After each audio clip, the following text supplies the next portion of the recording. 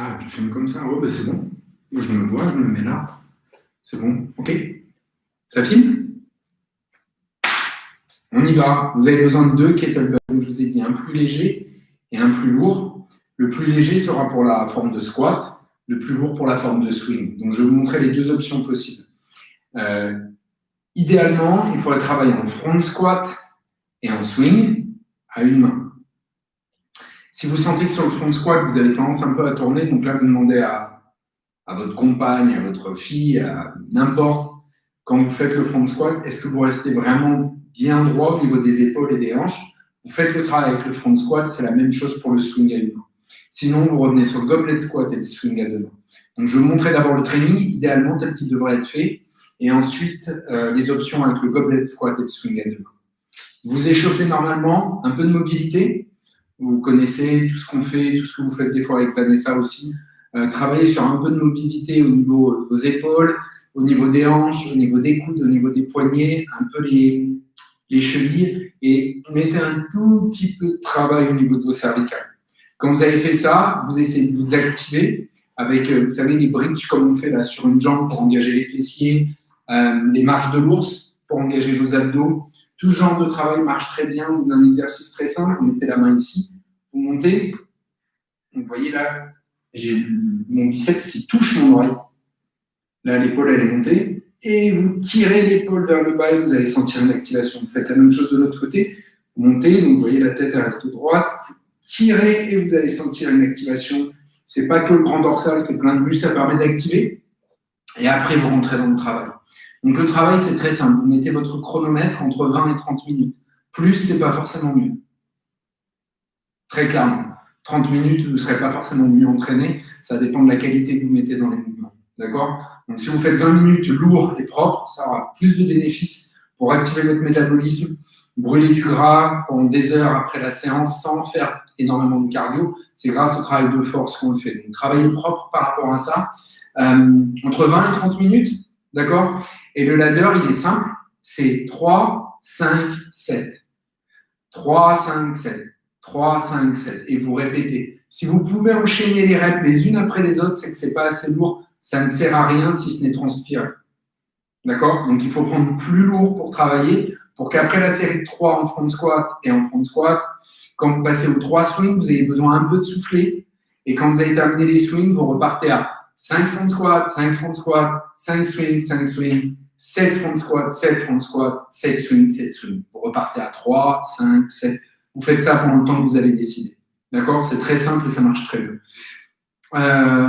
On va travailler d'abord sur le front squat. D'accord? Donc là, c'est avec le kettlebell le plus léger qu'il faut travailler. L'idée, c'est de trouver une amplitude complète et vous pensez à deux choses. Vous poussez les genoux à l'extérieur, les pieds bien à plat, les genoux alignés avec vos orteils, et vous amenez le coude en direction du genou. Donc, genou à l'extérieur, coude en direction du genou. Vous connaissez les règles, les pieds sont bien à plat et les genoux légèrement ouverts à l'extérieur. Pas comme un cow-boy, mais alignés avec vos orteils. Il ne faut jamais que les genoux rentrent à l'intérieur. Donc, quand on descend et quand on remonte, vous faites l'effort de pousser les genoux à l'extérieur. Ça permet d'activer cette partie-là au niveau des fesses. Donc, je vous montre, d'accord, techniquement, ce que vous avez à faire. Donc, vous prenez un kettlebell léger, comme je vous ai dit. Je vous montre une série de 5, par exemple, d'accord? Imaginez, comme ça, on aura le temps de coacher et de vous montrer. Donc, je vous montre le front squat.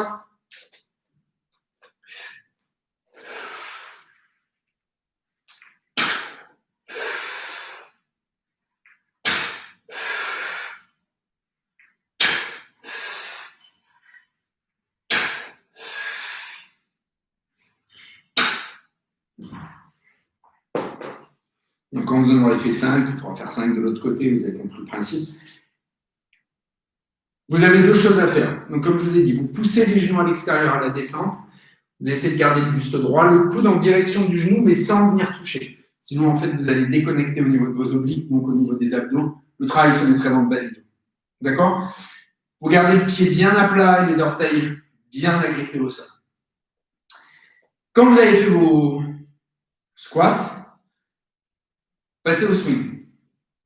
Je vous montre une série de 5 swings à une main. Idéalement, un kettlebell plus lourd Donc, comme je vous dis à chaque fois, commencez avec la main gauche et après vous terminez par la main droite. C'est la même chose pour les swings. Commencez par la main gauche si vous êtes droitier, terminez par la main droite. Je monte la série de 5 swings. D'accord, on reste là-dessus. Youp.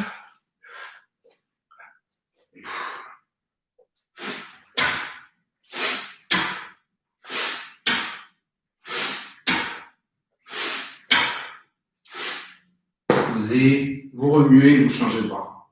Donc sur le swing, comme vous voyez, c'est pareil. Le cadre ici, il ne bouge pas, vous tirez et vous envoyez. Si vous sentez que sur le front squat et sur le swing, vous avez tendance à tourner à l'intérieur, que les genoux rentrent, vous oubliez, vous revenez sur du goblet squat et du swing à deux mains. D'accord? Sur le même format, je vais vous montrer 5 goblet squat et 5 swings à deux mains.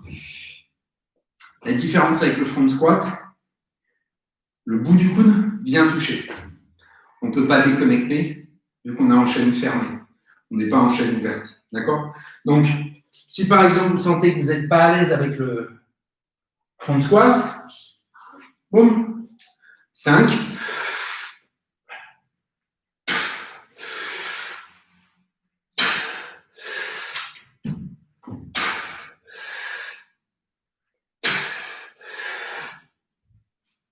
Quand vous avez terminé les 5, vous soufflez et vous faites vos 5 swings, vous connaissez. Pensez vraiment à travailler avec la respiration pour avoir un gros travail abdominal, d'accord? Ça fait monter le cardio en plus. Swing, vous mettez le kettlebell devant. Donc, sur les goblet squats et front squat, les pieds sont largeur d'épaule. Sur les swings, vous pouvez écarter un peu plus au niveau des pieds, d'accord? Pour que le kettlebell puisse passer. Le kettlebell est devant vous. Vous connaissez, vous vous placez.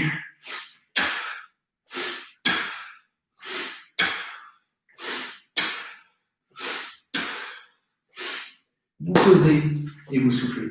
Vous faites ça pendant 20 à 30 minutes, 3-5-7, 3-5-7.